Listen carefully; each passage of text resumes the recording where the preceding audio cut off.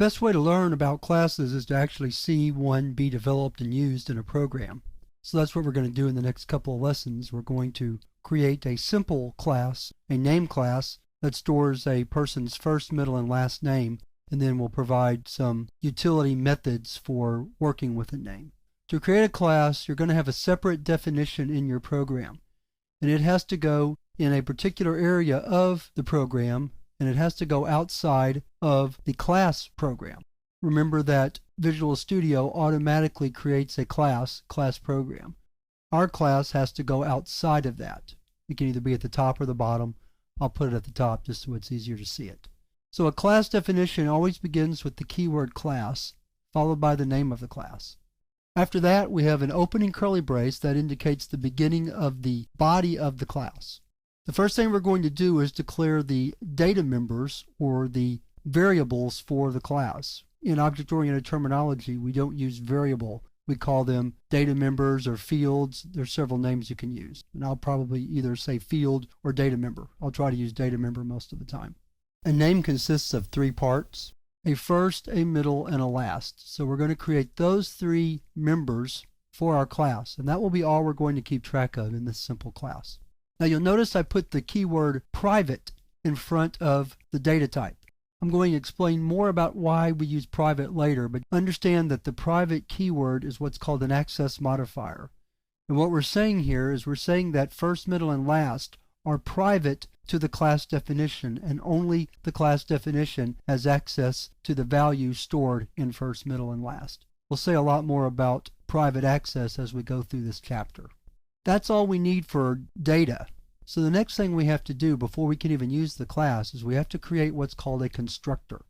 The constructor allows us to create an object with our class. That process is called instantiation, and I'll be explaining that a lot more later on. So the constructor is always defined using the same name as the class. So I write public name, and that becomes the name of the constructor as well. Its arguments are going to be the three pieces that we need for a name, a first, middle, and last. So I'm going to use fname, mname, and lname for those three arguments. In the definition itself, what we're going to do is we're going to assign each argument to the piece of data that belongs to it. So fname is assigned to first. Oops, I made a mistake right here.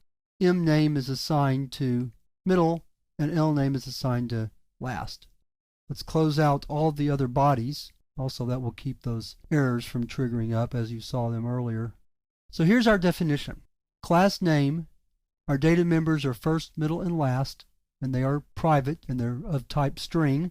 Then we have our constructor. Notice it's public because the user of the program, someone who wants to use the class, has to be able to access the constructor. And we're going to see how that works in just a moment.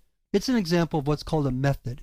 In older terminology, that might be a function. But for object-oriented programs, or in an object-oriented programming language, we call that a method. The constructor method will take as many arguments as you need to initialize the data members. So we're going to have fname, mname, lname, three strings to initialize first, middle, and last. And that's what we do in the body right here.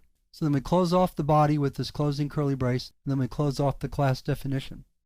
Now we're ready to use the class, so we're going to drop down to the class program and static void main. To declare an object of name type, we use name first, like it's a data type, and then we'll just use my name as the object name.